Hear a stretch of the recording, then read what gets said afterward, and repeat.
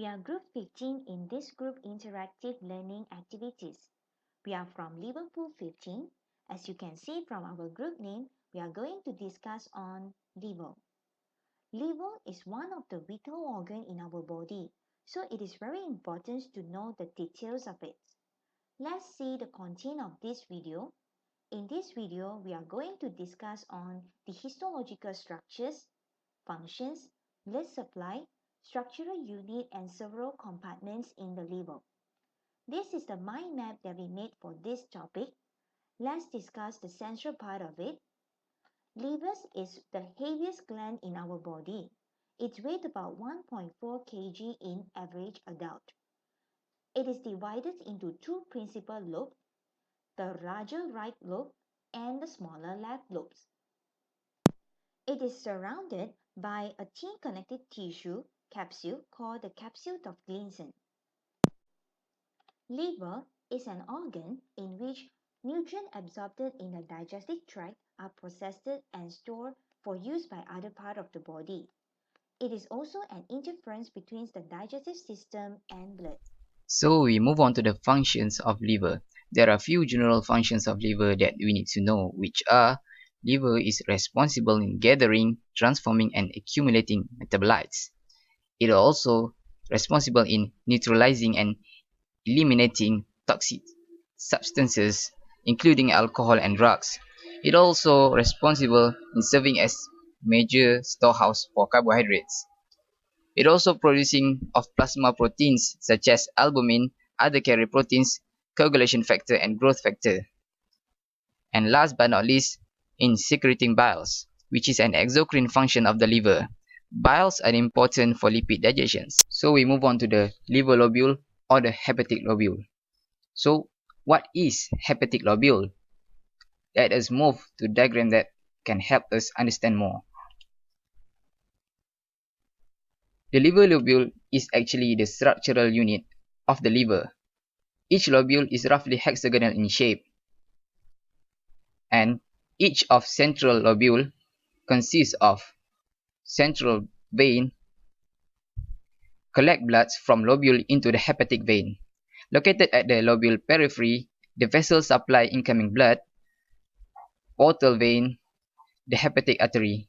Also located here is bile duct.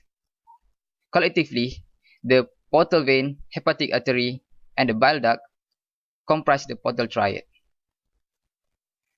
Taking a horizontal cross-sectional of lobule, we can see the arrangement of histological of lobule. In this field, we can identify the central vein and associated portal triad. Move back, and we can see in cross-section, each liver lobule consists of cords and plates of liver cells called hepatocytes. These plates of cells extend from the periphery to the central vein at the center of the lobule.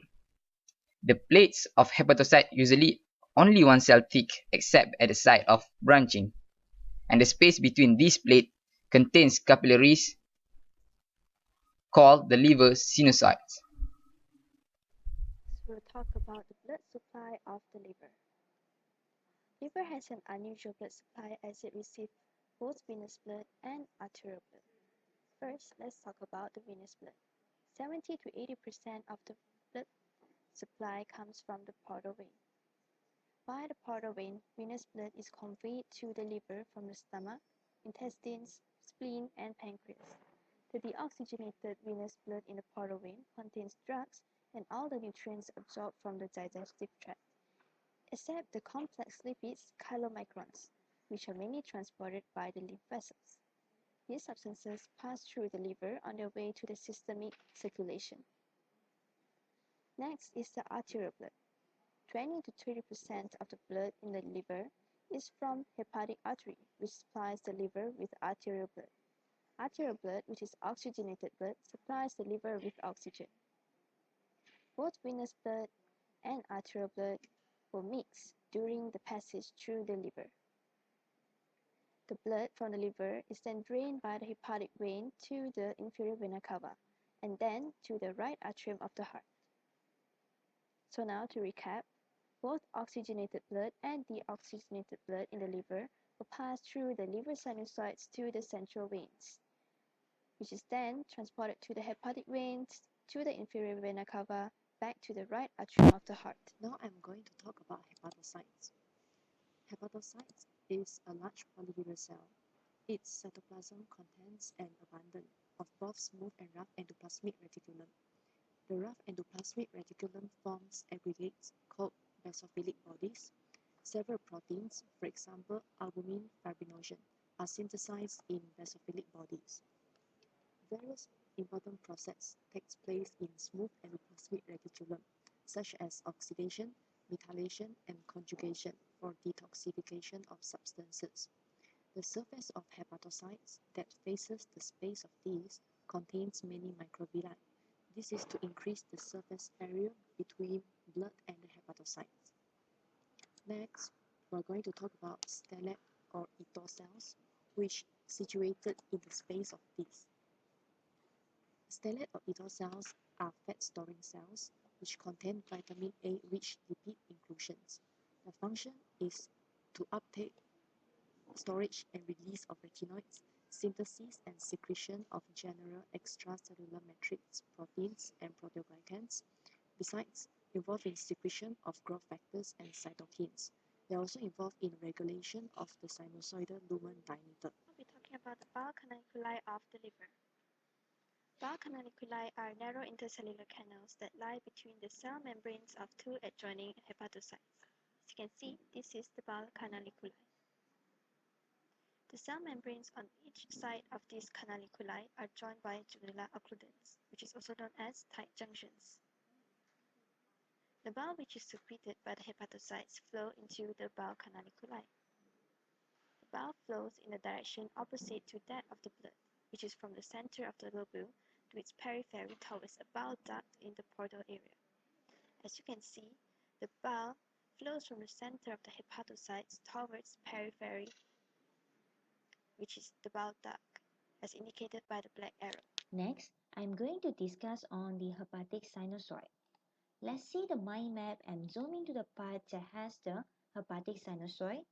It is a highly permeable blood capillary between rows of hepatocytes that receive the oxygenated blood from branch of hepatic artery and deoxygenated blood from branch of hepatic portal veins.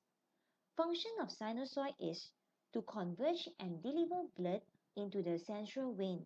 From the central vein, the blood flows into the hepatic vein, which drains into the inferior vena cava. Sinusoids are composed solely of this continuous layer of fenestrated endothelium cell. Space of this separates the endothelium cell from the hepatocyte. This allows the free flow of plasma, but not the cellular elements into the space of this. The function of it is to permit an easy exchange of molecules from the lumens of the sinusoid to the hepatocyte and vice versa. Next, sinusoid contain fixed phagocyte, stellar reticuloendothelial cell, or more commonly known as Kupffer cell as shown in the pictures.